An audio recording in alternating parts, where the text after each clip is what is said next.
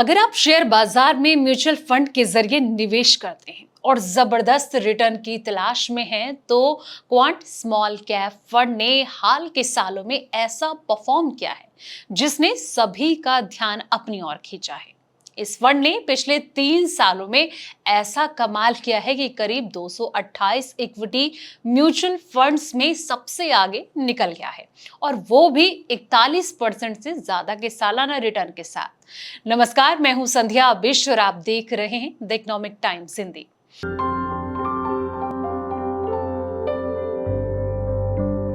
बता दें कि क्वांट स्मॉल कैप फंड को पहले क्वांट इनकम फंड के नाम से जाना जाता था। ये खास तौर पर छोटी कंपनियों यानी कि स्मॉल कैप्स हो गया, इसमें निवेश करता था, जो कि ज्यादा मुनाफे के अवसर दे सकती है। हालांकि इनमें ज्यादा रिस्क भी होता है, ये भी आपको ध्यान रखना है, जिसमें कि पिछले 3 सालों में इस फंड ने 41.17% का सालाना रिटर्न दिया। ये परफॉर्मेंस 228 म्यूचुअल फंड में सबसे बेहतर रहा, यानी कि सेक्टोरियल और थीमेट फंड्स को छोड़कर। ये अगर आप एक लंबी अवधि के निवेशक हैं और रिस्क उठाने की क्षमता रखते हैं, तो क्वांट स्मॉल कैप फंड आपके पोर्टफोलियो के लिए एक अच्छा ऑप्शन हो सकता है। इसमें आप रिस्क ले सकते हैं, लेकिन इसका आपको ध्यान रखना है। इसका ट्रैक रिकॉर्ड बताता है कि सही समय पर सही स्ट्रैटेजी से इनमें निवेशकों को शानदार रिटर्न दिए गए हैं।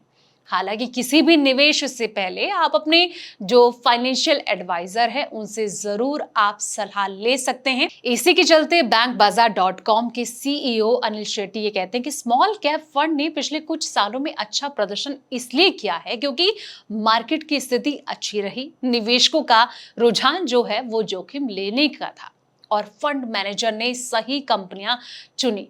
तो इसी तरीके से क्वांट स्मॉल कैप फंड जैसे कि कुछ फंड, इनमें से भी आगे निकलकर बेहतरीन रिटर्न उनके द्वारा दिया गया, क्योंकि उन्होंने सही समय पर कंपनियों में इन्वेस्ट किया और साथ ही एसेट एलोकेशन को स्मार्ट तरीके से मैनेज किया। स्मॉल कैप शेयर्स के दाम अभी काफी ऊपर चल रहे हैं। उन्होंने ये सलाह दी है कि जो छोटे शेयर्स हैं इनमें निवेश 15 से 20% से ज्यादा ना हो। अगर आपने ज्यादा निवेश कर रखा है और गोल के करीब हैं, तो थोड़ा पैसा निकालें, एसआईपी के जरिए निवेश करें, ताकि जोखिम जो है वो कम हो और बाजार के उतार चढ़ाव का जो असर है वो आपको कम लगे।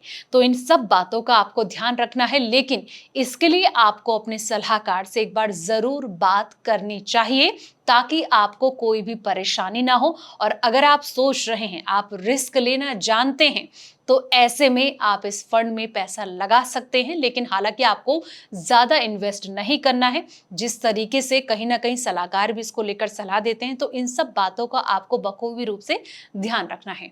इस वीडियो में इतना ही। जानकारी भरे ऐसे ही तमाम वीडियोस के लिए आप बने रहिए हमारे साथ और देखते रहें द इकोनॉमिक टाइम्स हिंदी।